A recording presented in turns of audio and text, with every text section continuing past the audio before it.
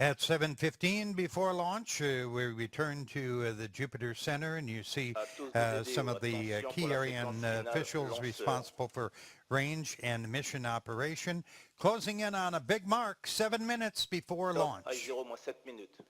And there is the call from the DDO. The Ariane 5 ECA has now begun the synchronized sequence. The objective of that sequence is to do the last settings to put the launcher into flight configuration. As we get closer and closer to liftoff, the launcher gets step-by-step more independent of human oversight. It's done by two computers that are located at the Launch Operations Center. Everything remains green. Let's take a look at how we got to this point this evening.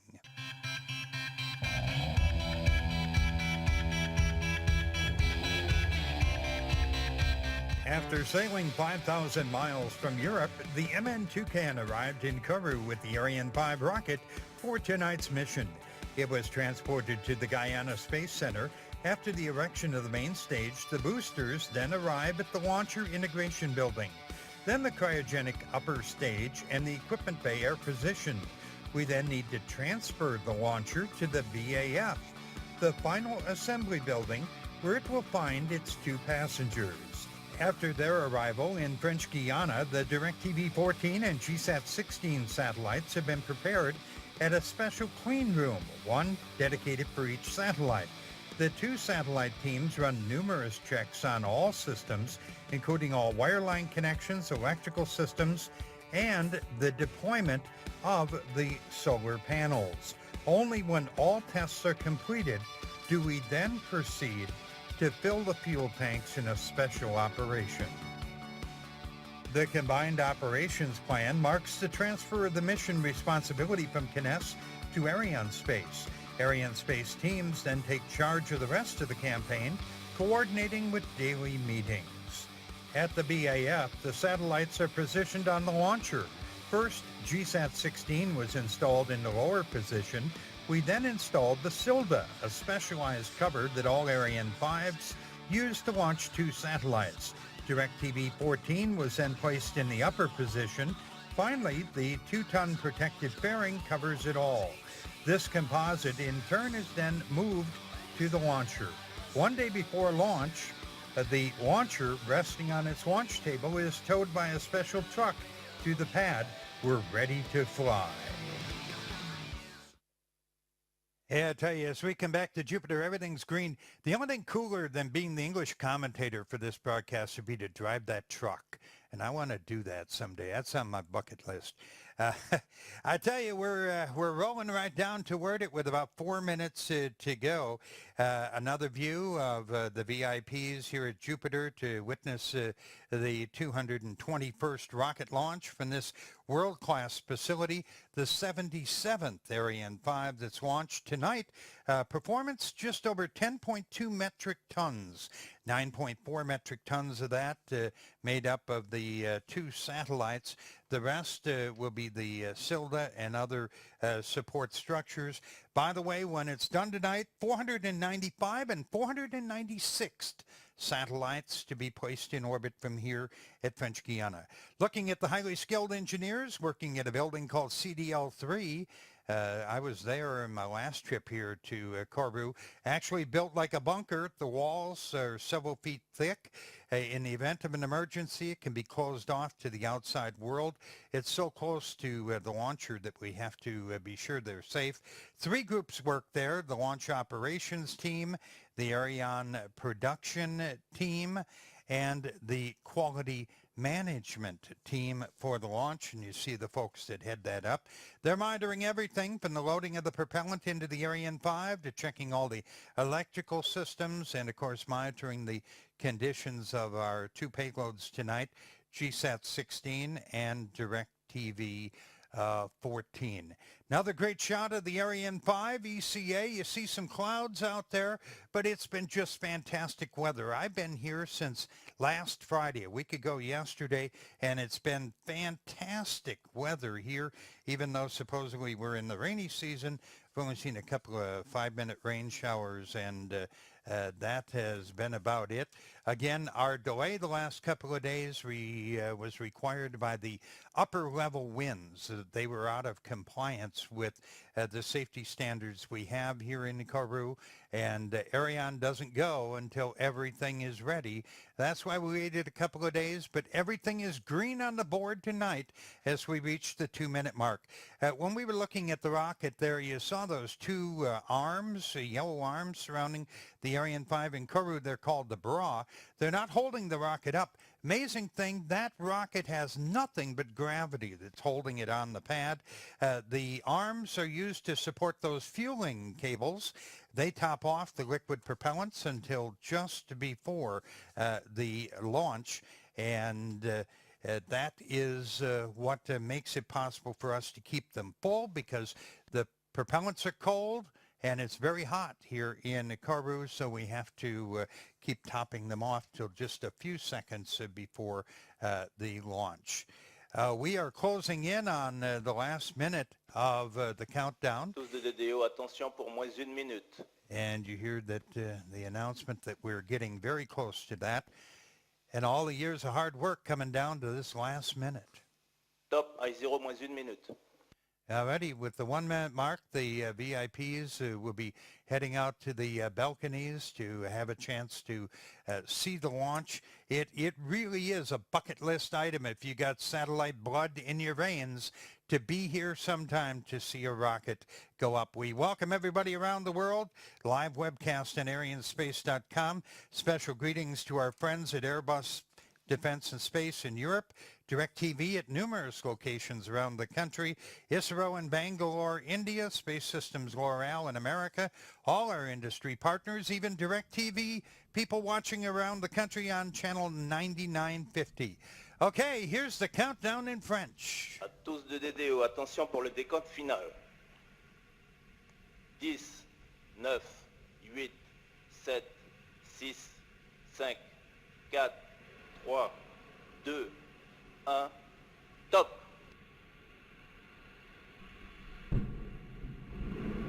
Allumage Vulcain. Allumage 2 EAP.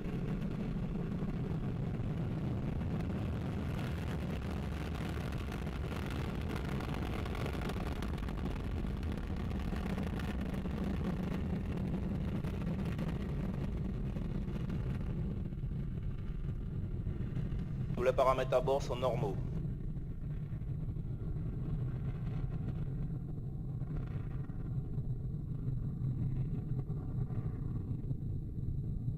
That rumble echoing across the Amazon jungle is the mighty Ariane 5 as it roars into the skies above Kourou.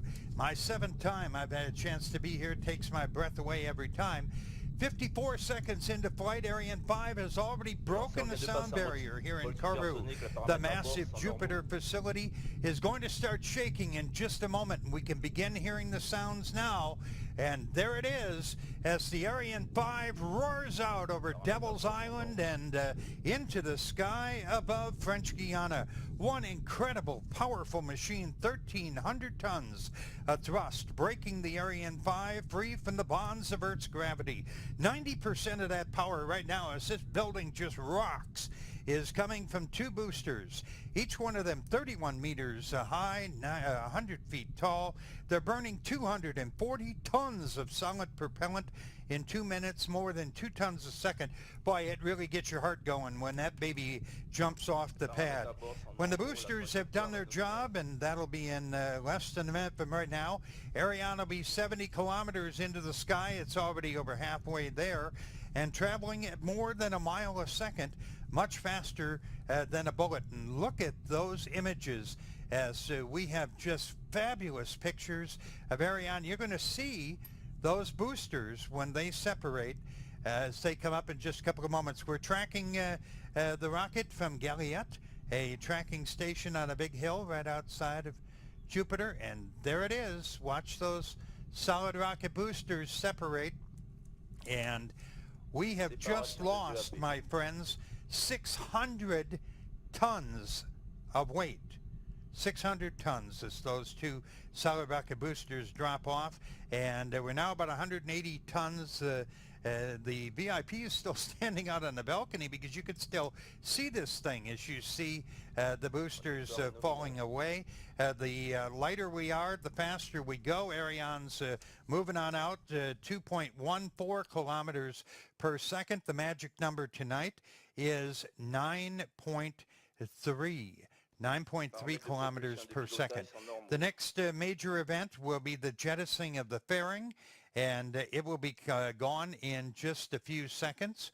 It's been protecting the satellites during the early stages of the launch, and while they were here on the ground, we don't really need it anymore where we are up in the sky now at 118 kilometers. There you saw in the animation, and some great pictures from a previous launch of the fairing dropping away. We just lost another 2 tons. If you look on the screen, that series of green charts that we saw has been replaced by a curve, and there's a dot. We want that dot to follow the curve perfectly, and that is watching the mission as it progresses, all the telemetry, and everything is going well. Closing in on the 4-minute mark now, the rocket 130 kilometers above Earth. Technically, we're in space. We still have a long way to go, but everything is nominal right now with the launcher. The main cryogenic stage, or the EPC, will burn for about 9 minutes. It's really a huge fuel tank. It's 150 tons of liquid oxygen and 25 tons of liquid hydrogen doing the heavy lifting tonight. The mighty Vulcan engine gulping about 700 pounds of fuel a second. That's 500 times more than a jet engine. You see our tracking stations. We'll talk a little more about those tonight, but Gilat here near the launch facility in Kourou is the one that is tracking us right now. You're going to see on the screen some replays, and we'll let you just enjoy these while I continue to pontificate about the mission here. But it is amazing to see this this rocket jump off that launch pad. When those solid rocket boosters fire, there is no going back, and Ariane leaps like a racehorse off the pad, 780 tons, thundering into the skies above Kourou. And again, at this point, we're 5 minutes, 25 seconds in. Let's take another look. That is just incredible. And if you think of the weather, again, we're supposed to be in the rainy season down here in French Guiana. I've been here in December when it was a wall of water falling from the sky, but Mother Nature really shined on us tonight for a fantastic launch. You see the images there, animation of the launcher. And again, everything continues to go well. Another fabulous shot of the launch as it thunders off the pad. We are closing in now on 6:15 after launch. A few more of the officials from Ariane Space who are following the activities, and from DirecTV, key officials. We welcome them along with ISRO to tonight's launch. Glad to have them as longtime partners of Ariane Space. Right now, it's time for some exciting news from Ariane Space. This all remains green from Kourou. Another success for Ariane 5. On October 16th, VA220 launched 2 telecommunications satellites, Intelsat 30, hosting the DLA-1 Ku-band payload for DirecTV Latin America, and RSat-1, the first satellite of its type to be built in Argentina. It will offer direct-to-home service for Latin America. On October 29th, Ariane Space signed a contract for 10 Vega launch vehicles with the Italian manufacturer ELV. They enter service the end of 2015. Ariane Space played a major role in the exhibition Space for the Future in Brussels, focusing on Europe's success in space. History was made on November 12th when the Rosetta probe successfully sent a small lander to the surface of the comet Churyumov-Gerasimenko. After a few days of scientific tests, the probe entered a sleep period till next spring. Ariane Space was awarded the ISO 14001 Air National certification for its environmental systems covering the Ariane 5, Soyuz, and Vega launches. The campaign for the next Soyuz flight is underway. The launchers assembled and the 4 O3B satellites have been integrated on their dispenser. Back at Jupiter, I told you I've been here since last Friday. The reason was I had to pronounce the name of that comet, and I challenge you to do that about 3 or 4 times. Anyway, while we were gone, the Ariane 5 has been picked up by our tracking station in Natal, Brazil. Everything is functioning perfectly. Tonight we use 5 tracking stations. We were here with the one locally, then Natal, Brazil, the Mid-Atlantic with Ascension Island, the west coast of Africa, Libreville, Gabon, and the east coast of Africa, Malindi, Kenya. Kenya will be our final monitoring station tonight. Ariane sends data to those ground stations, telling us how it's progressing in real time, and the engineers pore over that. Next event will be the cutoff of the main stage, or the EPC. And as the EPC has completed its job, it will drop away, and there it goes, falls into the ocean off Africa. The upper stage, or the ESC, will now burn for about 16 minutes. Look at those images from a previous mission. It is amazing. By the way, just before the ignition of the upper stage, a couple of rockets, see them drop away there? They fired to push us away. Every time we use something up on the spacecraft, we get rid of it, okay? Because lighter rockets fly faster, and we got rid of those couple little rockets to move on. We're going pretty fast now. We're a little over 7 kilometers a second. Ariane Space, or Ariane 5, is moving on out toward Africa right now. It's gaining speed literally by the second. You see another great shot of some of our VIPs in the audience, and we are going very, very fast. Some of the key people who are here have, again, put in maybe 1 million man-hours on these satellites, and they've been rolling out the red carpet for them for the past couple of days. Time now to learn more about DirecTV14.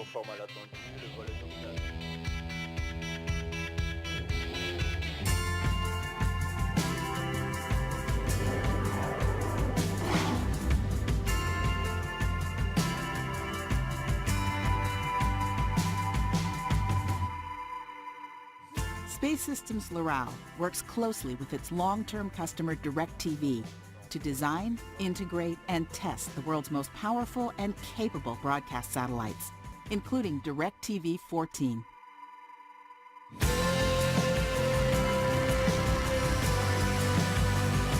This spacecraft is the 6th SSL-built satellite in DirecTV's North American fleet. It will provide expanded capacity for new capabilities, including Ultra HD television, as well as redundancy to ensure uninterrupted service. DirecTV14 also represents the 78th SSL-built satellite in geostationary orbit. Both the SSL and DirecTV teams are looking forward to having DirecTV14 on orbit and in operation. DirecTV14 has a uniqueness to it that is a new frequency band called R-band. And that frequency is going to allow our customer to be able to introduce a service which is 4K Ultra HD. And it's an exciting time in the industry to be able to launch and provide that new capability for DirecTV. DirecTV14 is a very high-power satellite. It's based on the SSL 1300 bus design. And with that design, we're able to provide 21 kilowatts of solar array power. And from that solar array power, we can power a 15 kilowatt payload. We've had DirecTV representatives in the factory throughout the whole phase of the build of DirecTV14. What I appreciate about working with DirecTV is that not only do they have a detailed knowledge of their business needs, but they have knowledge of our satellite's capability, and we're able to integrate them on our team. SSL is the leader in high-power spacecraft, and DirecTV14 will be the 12th 20-kilowatt class SSL 1300 satellite currently on orbit. The hybrid propulsion system uses both electric thrusters and bipropellant and marks the 16th SSL 1300 with electric propulsion currently on orbit. The antenna patterns for DirecTV14 provide coverage from Hawaii and Alaska all the way across the continental United States over to Puerto Rico. What this means is that over 20 million customers of DirecTV will enjoy high-definition programming from DirecTV14. It was a pleasure to work with the DirecTV over the years. What we particularly enjoy here at SSL is to work with a very competent team that always pushes our engineers to the limit. And I particularly like that because that's what makes this company better. I'd like to thank DirecTV for putting the trust in SSL yet again for the development of this big satellite. It has been a pleasure to work with their team. We share the same focus on quality and reliability. During the life cycle of a satellite, there's over 1 million man-hours that are required to design and build that spacecraft. I'd like to express my thanks to every single person that worked on DirecTV14. It's a good product, and we look forward to it.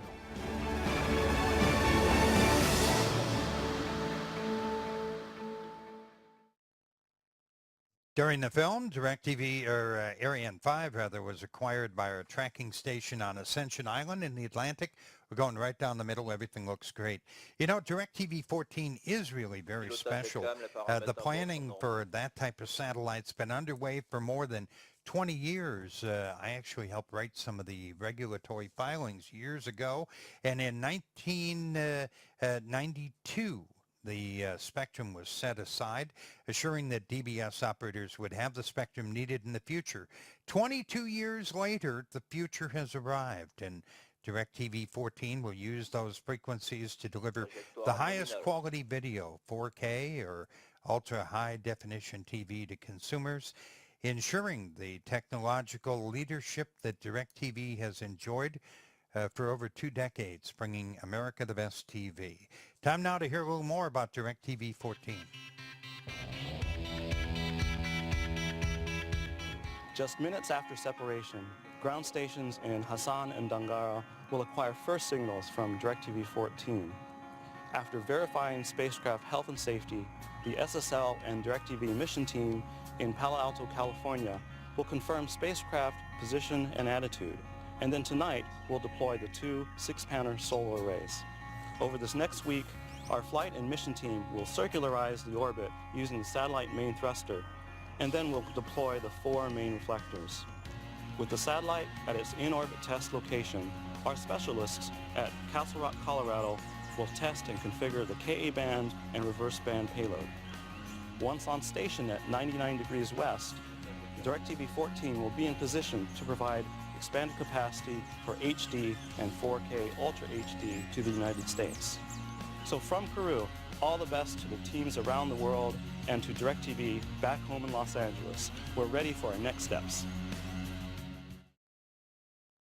As we come back to Jupiter, we're riding the curve and beginning to climb here at Kourou. You see the altitude climbing on out there. We're at 8 and change kilometers per second and 155 kilometers above the Earth. One of the questions I frequently get when I tell people I'm going to French Guiana is, why French Guiana for a rocket launch? Well, the Kourou Space Base is about 300 miles north of the equator. The Earth rotates faster here than it does, let's say, at the Kennedy Space Center in Florida. Thus, the Ariane 5 gets a huge boost from the Earth's rotation, and that allows satellite operators in many cases to launch heavier payloads and to add more fuel to their bird, increasing the operational life. And the longer they can stay on orbit, of course, the more revenue that can be generated, and that's all good for everybody. We're approaching 1720 into the mission. Again, everything is going perfectly at this juncture of the mission. You know, one of our longtime customers is Israel, In fact, in 1981, ISRO's experimental Apple satellite flew on the third Ariane mission. Back then, we had a different naming system for our launches. It was called LO3. Tonight, the 18th ISRO satellite rides on an Ariane 5. Here's more about GSAT16.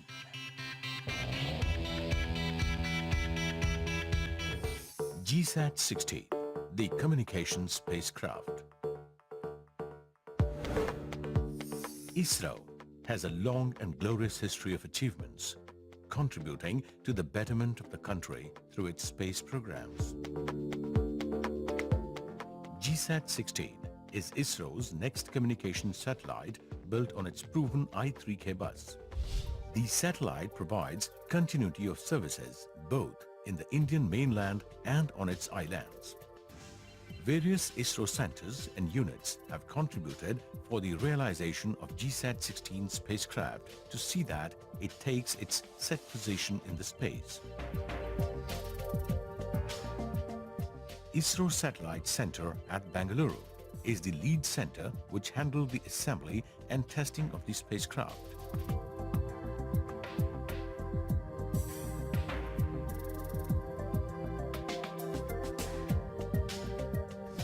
While the Space Application Center at Ahmedabad was responsible in realizing the payloads. Other ISRO centers, namely LPSC, VSSC, and units like LEOS, IISU have delivered many elements to this space mission. Many other subsystems were realized with the support of various industries. MCF Hassan caters to the initial on-orbit maneuvers and spacecraft control during the entire mission life.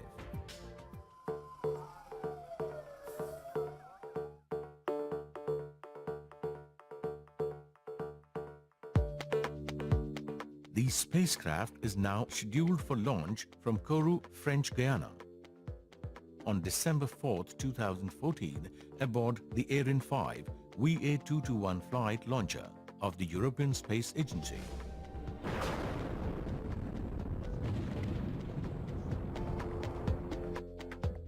Once in the orbit, after initial orbit maneuvers, it will be positioned at 55° east longitude. It normally weighs 3,180 kgs at launch, inclusive of 1,718 kgs of propellant required for its orbit raising, from geotransfer orbit to geosynchronous orbit, and also for in-orbit corrections throughout its entire mission life. GSAT-16 shall have an orbital life of more than 12 years. 2 equipment panels, one on the north and the other on the south sides of the satellite, accommodate majority of the payload and the bus system packages.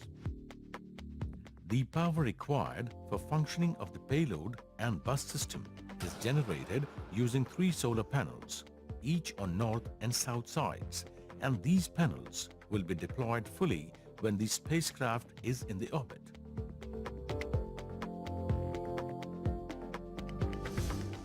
The deployable shaped DGR dual-gridded reflectors are mounted on the east and west sides of the spacecraft. One prime focal shaped body mount antenna is fixed on the Earth viewing side. While GSAT-16 will provide continuity of services to its existing users, it shall also augment the present telecommunication, television, VSAT and other satellite-based services in the country. Thus, quietly and modestly, ISRO continues to provide space-age facilities to the nation. 2211 into the flight, all continues to go well. GSAT-16, the smaller of the 2 satellites tonight, it rides in the lower position of the Ariane 5. You know, but many people out there just may not know how big a satellite really is. Well, you heard him say 3,200 kilos. If you're listening in the United States, A kilogram is 2.2 pounds. So do the math. It's around 7,000 pounds, or just a little over, about the weight of, let's say, 3 normal U.S. cars. When those solar panels are deployed, they're going to span over 50 feet. So this is no small bird going up. And we're also very happy that the flexibility allowed us to be able to launch a little bit earlier. They wanted to go March of 2015. We were able to move the launch up by a few months. Here's a little more about in-orbit delivery at GSAT16. During the satellite campaign, a team of ISRO engineers have been present at the Guyana Space Center. Here we see them working at Building S5, where the GSAT-16 satellite was prepared for launch. They conducted numerous tests to ensure that it was functioning properly. The team has monitored the satellite from the day it arrived in Kourou. But upon its release in a few minutes, the satellite will be supported directly by engineers in India. The master control facility at Hassan will be knowing the spacecraft will start getting the initial signals of telemetry 2.5 minutes before the separation, and once we come out of the launcher, the initial station acquisition will start, and which will follow with the subsequent maneuvers and preparation for the apogee maneuver and subsequent takeover of the satellite for initial station keeping. As we return to Jupiter, again, everything's going well. While we were gone, Ariane 5 has been acquired by our tracking station in Malindi on the east coast of Africa, our fifth and final tracking station we use tonight. Again, looking at that speed and altitude, remember I told you 9.3 is the magic number for the cutoff of the upper stage. We're getting awful close to that. Altitude at about 690 kilometers. We're getting close to that too. The powered phase or the boost phase will be over relatively soon. You know, when you hear those speed numbers, let me just give you some quick examples. Usain Bolt, the fastest man in the world, runs about 10 meters a second. A Ferrari can go 100 meters a second. Sound is 330, a Bullet 1,000. Ariane 5 is going about 9 times faster than the Bullet. I think it'd be a dead heat between the Ariane 5 and Superman right now because that baby is really moving. The upper stage, and there you hear the announcement, the upper stage has ended its powered functions and the call from the DDO. We have moved into what's called the ballistic phase of the mission. Engineers here call it the SCAR phase, but for our normal people like you and I, let's call it the space ballet. Powerful computers on board the Ariane 5 are now making the calculations to align the vehicle precisely for the next steps. And that is going to involve a lot of rocket science because we're high enough, we're fast enough, the raw power needs are over. Now we need pinpoint precision, and it's got to be exact. The upper stage has a brain, and that brain is a powerful computer in the vehicle assembly bay or equipment bay. It's even more than a computer. It's really an entire flight management system. It can make decisions. It's very smart. It takes into account information from the fuel tank, the engines, all the parameters. If there are different options, it will always choose the one that maximizes success of the mission. And the launcher needs to know where it is, where it has to go, and how it's going to get there.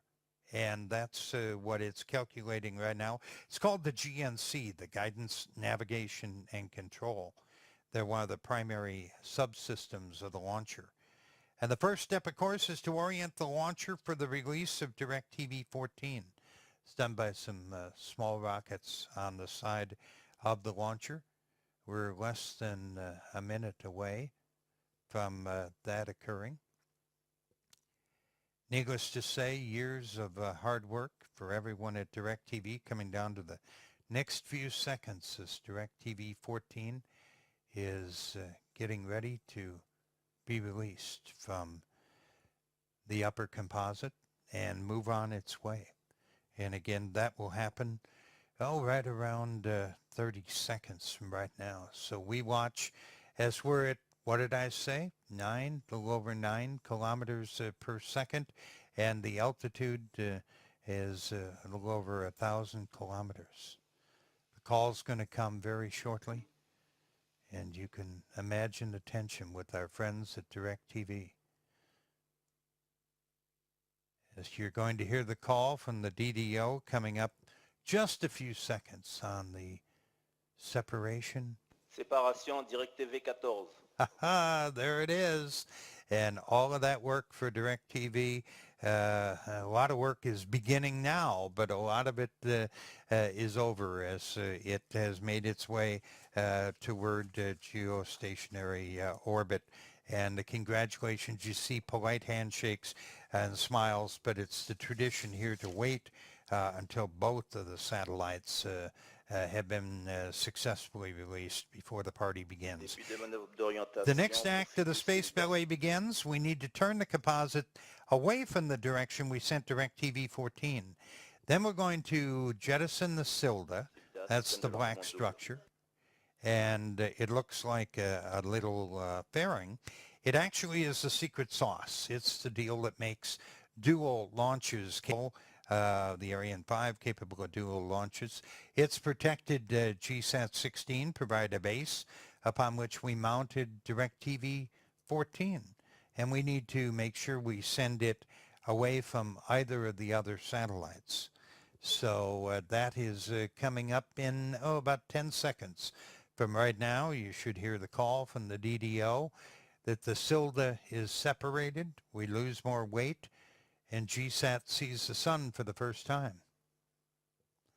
And that announcement will be shortly. See the animation. Séparation du système de lancement double Ariane 5.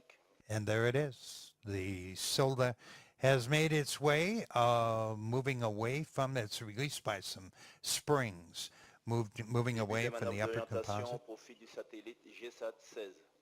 Okay, and GSAT16 again sees the sun for the first time.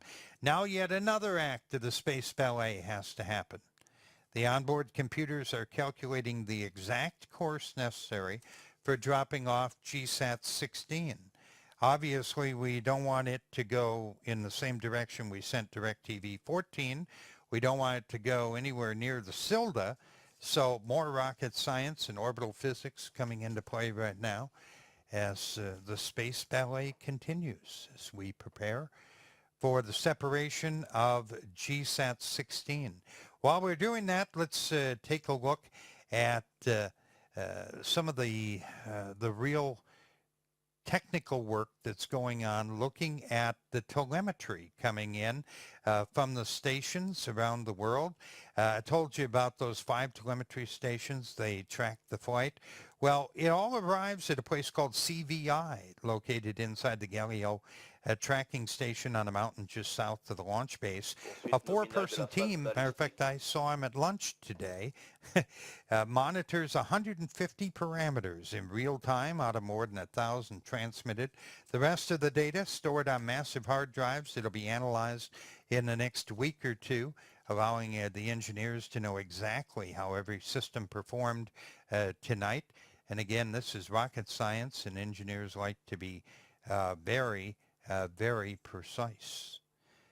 By the way, in case you want to know, that's where the button is also located if something went horribly wrong with a launch, but we don't even worry about that. And we're closing in now on the final big moment of tonight's mission. And that is only about 30 seconds away. The orbital ballet is nearing its conclusion. The upper stage and GSAT-16 are nearly in the correct altitude or attitude and configuration necessary for us to send GSAT-16 on its way. And high over the Indian Ocean, the 18th ISRO satellite to be launched by Ariane Space, about to be delivered. You can see the nervous smiles on a lot of people's faces, and they're going to change to an eruption of cheers here in just a moment or two. We'll let you enjoy when the announcement. Séparation GSAT16. And there it is. There it is, the call from the DDO. Look at the applause, the handshakes all around. Clay Mowry, the president of Ariane Space USA, good friend of mine. The celebration is on. Ariane 5 is delivered again. One can only imagine the thrill and excitement by the officials from both DirecTV and ISRO. Years of hard work have come down to the last half an hour or so.